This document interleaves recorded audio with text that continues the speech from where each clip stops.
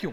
मैंने आपसे पूछा, बिल्कुल आपने जब स्पीकर के बाद बात की, क्योंकि उस दिन उन्होंने ये बोला था, ओम बिरला ने उस दिन ये बोला था अजय आलोक जी कि ये छोटी सी घटना है।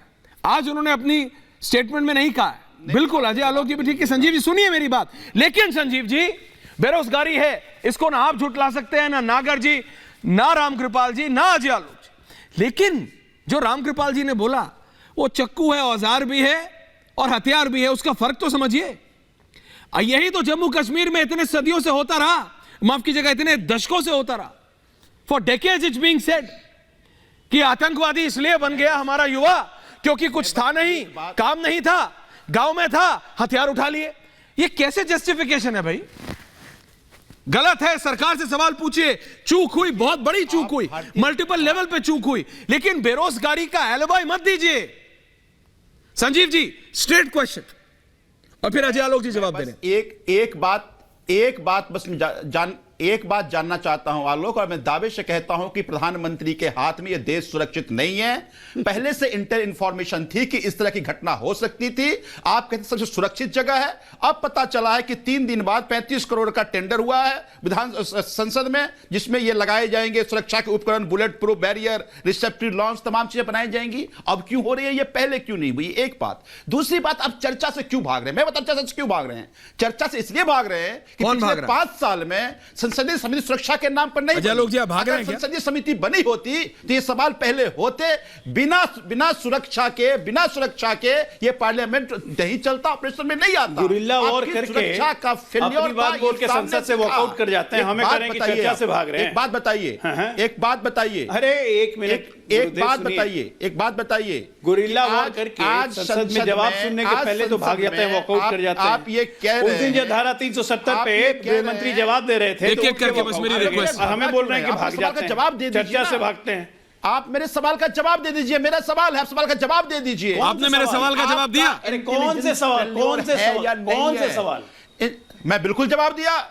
मैं कहता हूं एक स्टेटमेंट आप राहुल, हालांकि मैं कांग्रेस का स्पोक्स पर्सन नहीं हूं, लेकिन एक स्टेटमेंट आज काम तो वही कर रहे हैं संजीव जी। कहा हो कि वो घुस के अच्छा किया, मैं उसका समर्थन करता हूं। आज काम तो वही कर रहे हैं। कहां जोड़ रहे हैं? तो कुछ भी जोड़ के नैरेटिव बना दो और डिबेट करा लो। इस डिबेट नहीं, get me on air right now. Sanjeev ji, I oppose, मैं आपका विरोध कर रहा हूं आज और खुल के कर रहा हूं। सुनिए आप, राहुल गांधी ने यह कहा और मैं बीएसपी के उस सांसद से पूछ रहा हूं, अजय आलोक जी जो सांसद उस समय वहां मौजूद थे, स्टेटमेंट दिखाइए। नहीं, एक सेकंड रुकिए। अरे ट्वीट पढ़ रहा हूं यार, रुकिए। सुरक्षा चूक जरूर हुई है। मैं कहता हूं सुनिए राहुल गांधी का स्टेटमेंट को आम आदमी पार्टी / कांग्रेस के स्पोक्स पर्सन संजीव झा, दादा सुनिए दादा, आज आप 2 पार्टियों को डिफेंड कर रहे हैं एक साथ। स्पोक्स पर्सन नहीं हूं, लेकिन आपकी झूठ की नैरेटिव दादा you are acting like one. नहीं, कैसे आप मुझे बताएं? अच्छा सुनिए, अच्छा ठीक है, आपका मेरा बैंटर चलता रहेगा, एक सेकंड सुन लीजिए। अच्छा सुन लीजिए दादा सुन लीजिए, मैं दोबारा पूरा पढ़ रहा हूं, सुनिए।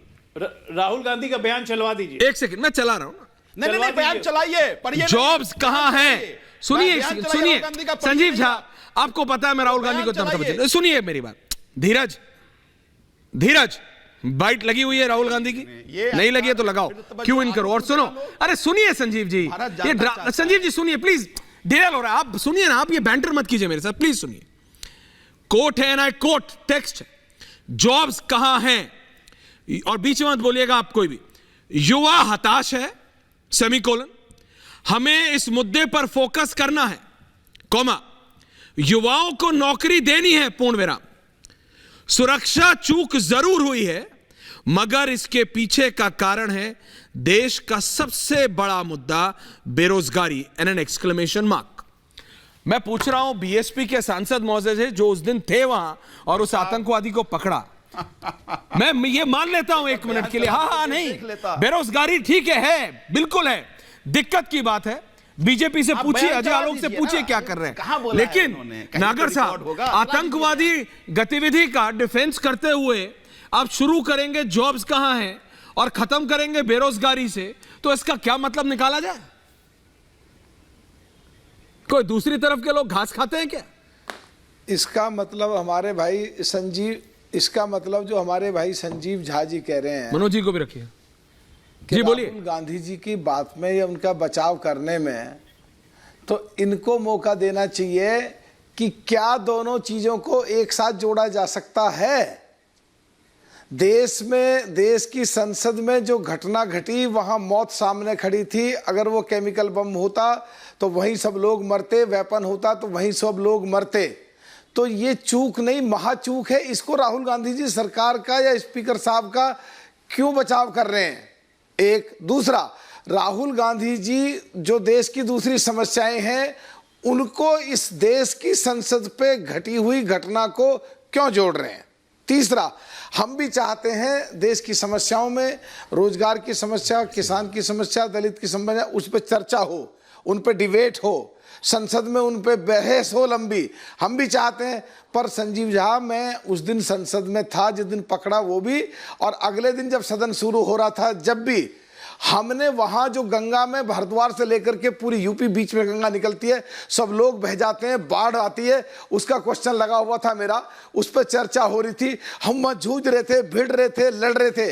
निकाल लो उस दिन का, अगले दिन का सुबह सुबह का 8-9 मिनट पार्लियामेंट चली, उसमें हम जूझे। और जो बाढ़ के समय में जो लोग दिक्कतों का सामना करते हैं, गरीब लोग, किसान लोग बह जाते हैं, पशु बह जाते हैं, खाने को रोटी नहीं मिलती, और उस समय अरे पार्लियामेंट में चर्चा करो। अगर पार्लियामेंट में चर्चा नहीं करना चाहते फिर भी पिछले 4 सेशन से, तो आप ये पार्लियामेंट क्यों बनाई, नई पार्लियामेंट क्यों बनाई, चुनाव क्यों हो रहे हैं?